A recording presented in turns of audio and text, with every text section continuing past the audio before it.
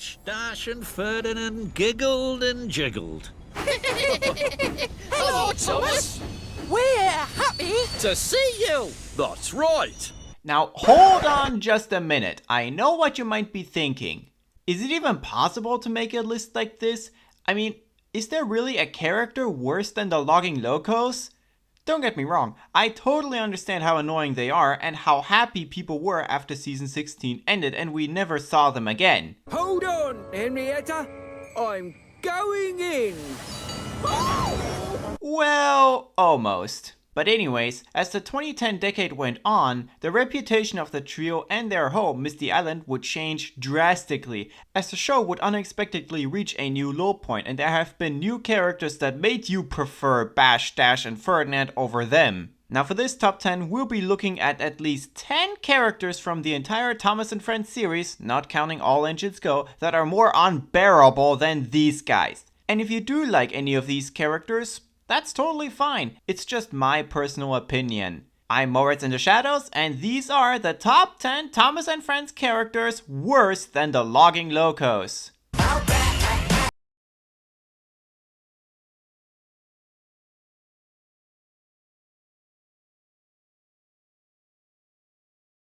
This list with someone very proud and strong, someone who never makes mistakes. Or at least that's what the character thinks he does. Samson, my poachers! Stop! Honestly, I don't really have a big problem with Samson. In fact, he can be rather enjoyable sometimes. But the reason why he's starting this list is because he's inconsistent. The first time we see him in season 18, he believes he doesn't make mistakes, but finds out he does, then has some silly idea in order to save time in season 20. And finally, he is scared of fireworks in season 22. There have been a few exceptions, like Millie and the volcano, where he and Harvey get tricked by Millie after being rude to her, but for the rest, it's just so sad where a character like him becomes more boring and forgettable with every new season or every other new season. I guess he's now scared of the entire BWB era instead of fireworks. How bad can I be? How bad can I possibly be? In The Great Race, the franchise introduced a dozen of new characters, of which only some of them were sold for merchandise. Well, most of them may not be the worst part of the movie, but they aren't really all that memorable. In fact, one of them comes from the same country as Ashima. India?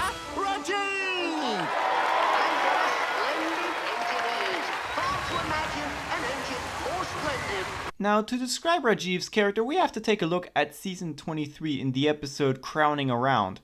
Rajiv likes to show off his crown, then he loses it and refuses to leave his shed. The others try to search for his crown, and in the end Rajiv manages to put his shit together in order to save Shankar.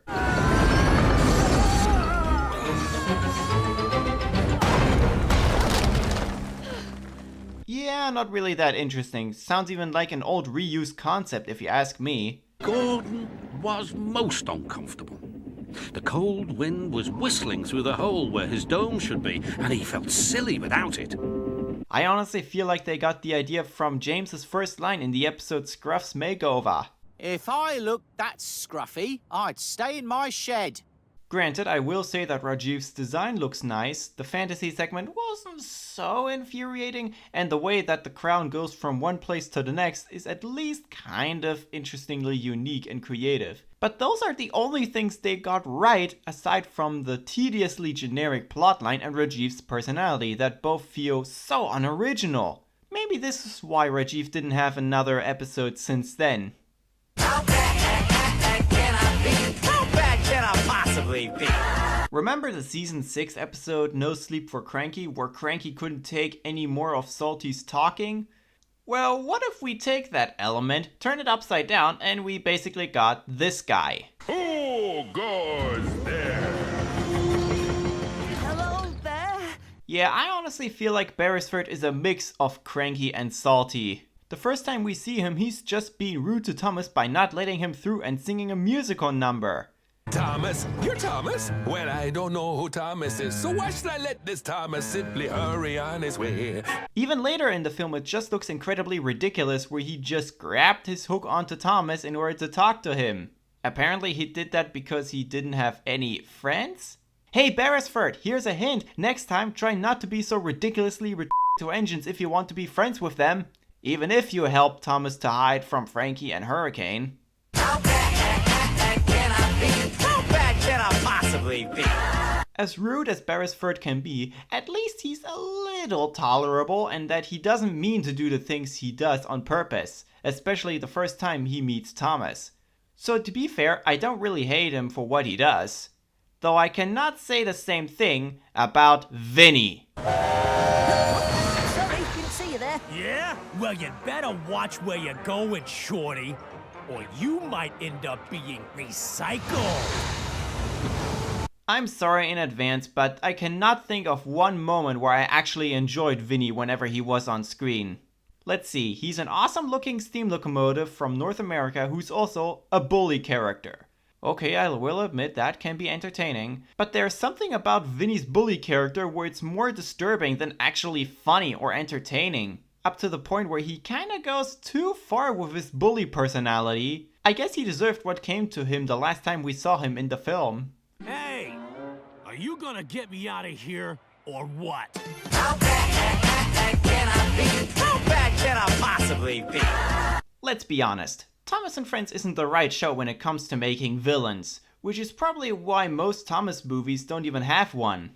I know we can all agree that Diesel 10 is a great villain and is one of the few good and obviously the best part of Thomas and the Magic Railroad. The rest on the other hand are just...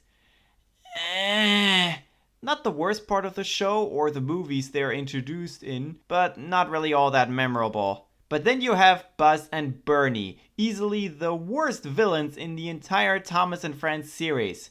You know, the more I think about them, the more I realize they're in the wrong show. I mean, they're human thieves where one is the brain and the other is the dumb, clueless sidekick, and they're trying to steal something valuable in order to become rich. These aren't Thomas and Friends characters, they belong in a Chip and Dale Rescue Rangers episode. And frankly, I'm more than happy about what happened to them in the end. Also, Sonny should have silently left them behind in the middle of the night, even if they tried to warn him. Listen here, you clanking clot. If you don't help us, there's a scrapyard with your name on it. How bad can I be? How bad can I possibly be? Okay, for this one, you're going to need a strong stomach, because this is a character that's been in the show since the day it started. It's James. Now let me make one point clear before I get shot. Too late.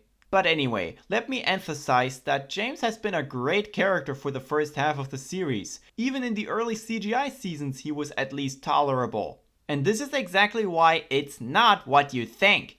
I'm not counting James in general, but rather James after season 17, minus season 20. In season 17 he was still likable where he was acting like a douche, an enjoyable one of that. But the fact that he does the same bullshit of showing off again and again and again and again seriously becomes painful to sit through. You know what I find kind of funny? That weird transition of people from laughing at someone like, let's say Philip when James causes trouble, to feel exactly like Philip when James causes trouble.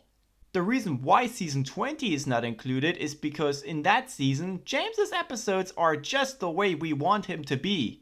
The rest, on the other hand, again, not worth my time. If Bill and Ben want to dump a big engine into the sea, then it better be James, because he deserves it more than anyone. How bad can I be? How bad can I possibly be?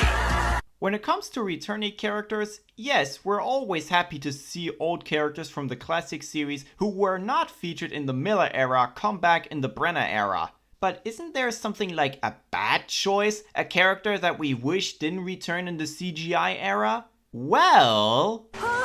Bulgy? But I thought you'd been turned into a hen house. Oh, only for a while. I know it seems kinda shocking that I put Bulgy on here, but after he was brought back in season 21 is where he became a pain in the ass. In season 23, he is just another George the Steamroller, except goes way too far. Seriously, I felt just like Thomas when he got sick because Free the Roads was this goddamn bad. Therefore, Bulgy suffers from the same problem that James does, except far f***ing worse. Sorry Bulgy, but even if you have been a hen house once, there is always a chance you'll be one again. Still think roads are better. How bad can I be? How bad can I possibly be? I already stated why James made it onto the list, but hey, at least he's only in the middle of it, because it shouldn't be a surprise that another character from the Steam team would be on the list. Oh. First of all, in season 22, Nia and Rebecca replaced Edward and Henry in the Steam team. Because the creative team wanted to bring more female characters into the story, which honestly just seems pointless when you think about how many female characters were gone all of a sudden in the past. This made Thomas feel sad. But anyway, you might be asking which one of them deserves to be on the list. Well, to be honest, I can't decide which one is worse, so I'm putting them both on this spot. Nia is just a dull and generic stereotype with a sloppily written backstory, and Rebecca is basically just a ripoff of Marion, but with goofy clumsiness that makes her more stupid than actually funny. Even the episodes they appear in are downright awful, where the plots are tiring, the animation is inexcusably cheap, and the comedy is just an embarrassment where it's either predictable, repetitive, or it has no sense of timing. Seriously, I wasn't even able to finish watching Counting on Nia because it was so bad.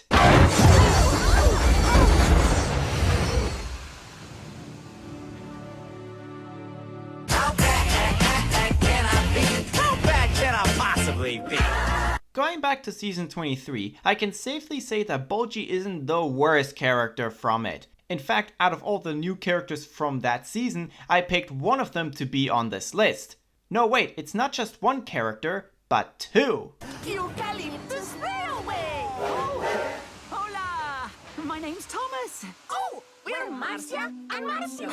Holy shit, these two are boring. It's hard for me to even describe Marcia and Marcio. Let's see, they are wood-burning steam engines, and in the episode they learn that they aren't meant to go so far. Okay, I can give that a pass. What else? They are twin engines and they talk at the same time. Sometimes. Come to think of it, they are like Bash and Dash mixed together with Ferdinand. I mean, a set of twin engines, like Bash and Dash, but they're tender engines, like Ferdinand. Good God, they made the Logging Locos look like the Mona Lisa by creating these Brazilian knockoffs of them? Thanks a lot, Davey Moore. You actually managed to make Bash, Dash, and Ferdinand look good. Regardless, I always wanted to do this for a long time. Doctor, I think I might be a homosexual. How can you tell? Rainbows. How bad can this possibly be? Out of all the Thomas and Friends characters, I never knew I had to pick this one as the number one worst. And it's even the only character from the model era because before season 23, that was the last time we saw him. And so, I bring you the number one worst Thomas and Friends character that is even worse than the Logging Locos. His name is Neville.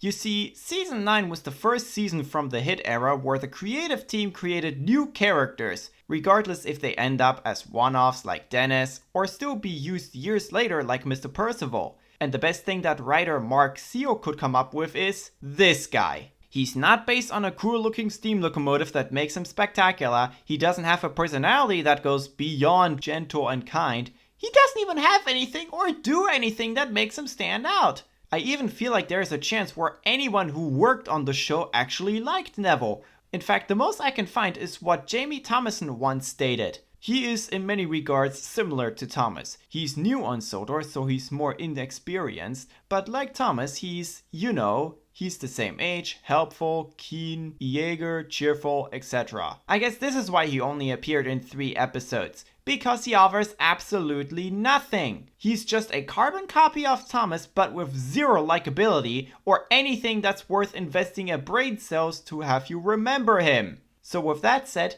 Neville is hands down the most boring, forgettable, bland, unoriginal, and, above all else, the worst Thomas and Friends character of all time. He slammed on his brakes.